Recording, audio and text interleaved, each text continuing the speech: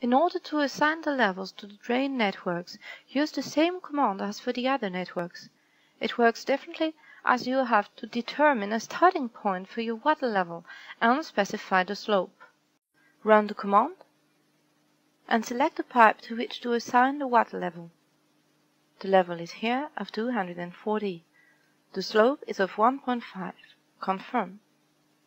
Position the water levels marker. Indicate the slope and position the text. Then click on each adjacent pipe either following the flow direction or the opposite direction. Note that when the flow direction is followed, as in our example, the go down mode is on. In order to enter the other pipe's levels, you have to switch to the go up mode.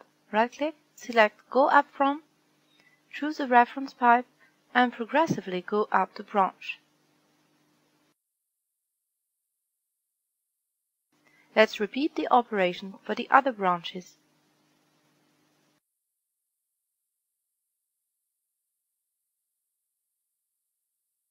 Right-click. Finish. The levels weren't assigned to this branch as it is connected to the main drain by a vertical conduit, which implies that it has its own level. Rerun the command, enter the level here of 290. The slope is also of 1.5. Position the marker, indicate the flow direction, position the text, and click on the adjacent pipe.